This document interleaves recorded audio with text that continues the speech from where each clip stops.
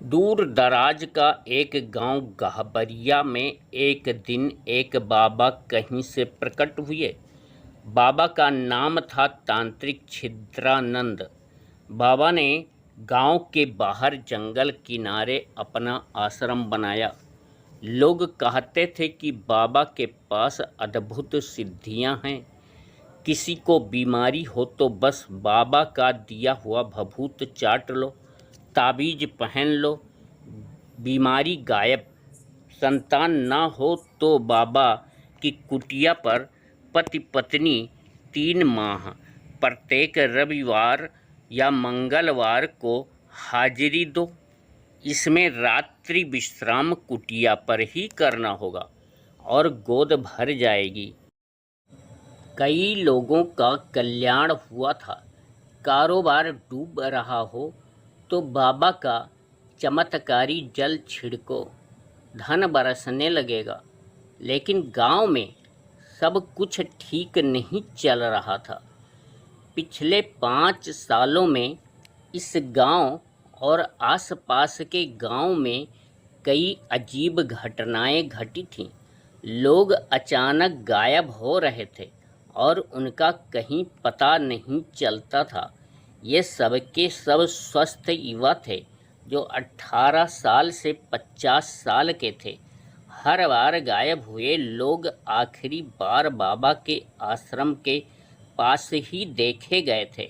बाबा के चेलों की संख्या भी बढ़ गई थी।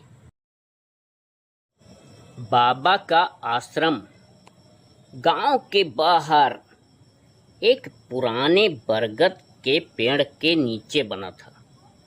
यह जगह एकदम सुनसान और शमशान के पास में थी। दिन में भी वहां अजीब सन्नाटा छाया रहता था। आश्रम बहुत बड़ा था, जिसमें कई कमरे थे और कुछ तो गुफानुमा थे। बाबा हमेशा लाल वस्त्र पहनते, कमर में एक चमड़े की थैली लटकाए रहते, जो उनकी आंखों में कोई गहराई से देखे तो उसे एक ठंडी निर्दयी चमक दिखती, जैसे भीतर कोई अंधेरा छुपा हो। गांव में बाबा का प्रभाव बढ़ गया था। गांव के लोग बाबा के श्राप से भयभीत रहते थे। उनकी पूजा भगवान मानकर करते थे। किसी के घर कोई अनहोनी हो जाए, बच्चा बीमार पड़ जाए, फसल सूख जाए या मवेशी मर जाए, तो लोग सीधे बाबा के पास पहुंच जाते थे। अब बाबा भी बिना पैसा लिए तो कोई दुआ भभूत नहीं करते थे। लोग सेवा के नाम पर चढ़ावा चुपचाप उनकी गुफा के द्वार पर रख जाते थे। उनकी कुटिया अंदर से एक भयानक गुफानुमा थी, जिसके अंदर कोई और जाने की हिम्मत ही नहीं करता था। रात में कुटिया पर तांत्रिक लोग मंत्रोच्चार के साथ हवन आदि करते थे और एक ध्वनि वर्धक पर भयंकर डरावनी आवाजों की ध्वनि चलती थी। इसलिए रात में आश्रम पर आने की किसी को इजाजत ही नहीं थी। यूं भी भयानक ध्वनि से डरे लोग रात्रि कौन कहे, दिन में भी वहां नहीं जाते थे। अब गांव के लोग भी आश्रम पर जाने से डरने लगे थे। उसी गांव के स्कूल के एक मास्टर थे, रामलाल उर्फ रामू जी। वही अकेले पढ़े लिखे थे। वह इन बाबा दाई तंत्र मंत्र टोना टोटका भूत प्रेत चुड़ैल चांटा डाकिनी साकिनी पर विश्वास नहीं करते थे। लेकिन एक बार उनकी पत्नी शारदा कई दिनों से बीमार थी और गांव के लोग बार बार उनसे कहते, मास्टर साहब बाबा के पास एक बार जरूर जाइए, सब ठीक हो जाएगा। रामू मास्टर कई बार यह सुनकर टाल जाते थे, लेकिन जब पत्नी की हालत बहुत बिगड़ने लगी तो वह मजबूरी में बाबा के पास गए। बाबा ने मुस्कराते हुए उनसे कहा, अरे मास्टर जी, चिंता मत करो, देवी माँ के आशीर्वाद से आपकी पत्नी चुटकी में ठीक हो जाएंगी। बस एक रात केवल हमारे आश्रम में पूजा करनी होगी। रामू मास्टर और उनकी पत्नी रात को आश्रम पहुँचे। आश्रम के अंदर तेल के दीपक जल रहे थे। दीवारों पर अजीब चिन्ह बने थे और हवा में धूप गंध का मिश्रण था। बाबा ने शारदा को एक कमरे में बैठा दिया और मास्टर जी को बाहर इंतजार करने को कहा। थोड़ी देर बाद अंदर से धीमे धीमे मंत्रोच्चार की आवाज़ आने लगी। फिर अचानक एक चीख सुनाई पड़ी। अब रामू मास्टर घबराकर एकदम से कमरे के अंदर भागे, लेकिन अंदर एकदम अंधेरा था। शारदा वहां नहीं थी। बाबा ने तुरंत कहा, अरे मास्टर जी, घबराओ मत। देवी माँ ने आपकी पत्नी को अपने लोक में ले जाकर शुद्धिकरण करने के लिए बुलाया है। सुबह तक वह लौट आएंगी। सुबह हुई, लेकिन शारदा वापस नहीं आई। बाबा ने कहा, अभी देवी माँ का आदेश नहीं आया है, आपको विश्वास रखना ही चाहिए। रामू मास्टर बेचैन हो गए। उन्होंने गांव में जाकर खोजबीन शुरू की, लेकिन कोई सुराग नहीं मिला। गांव के लोगों से बातचीत किया, पर गांव के सभी लोग चुप थे, जैसे सब पहले से जानते हों कि बाबा के खिलाफ बोलना कितना खतरनाक था।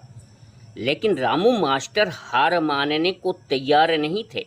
उन्होंने आश्रम के पीछे के हिस्से की टोह ली और देखा कि बरगद के पास की जमीन में एक छोटी सी दरार बनी हुई है, जिससे हल्की हल्की आवाज़ें आ रही थी। रात को वो चोरी छिपे वहां पहुंच गए और मसाल जलाकर अंदर झांकने लगे।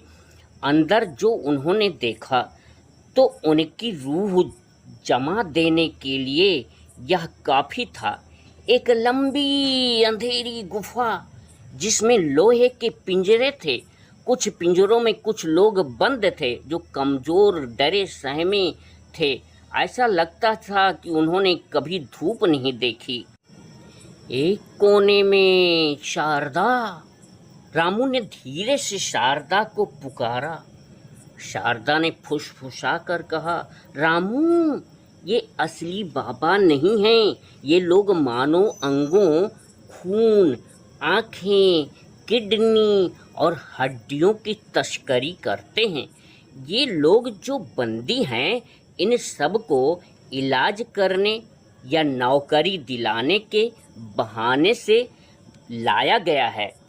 इन लोगों को मारकर इनके शरीर के अंगों को निकाला जाएगा।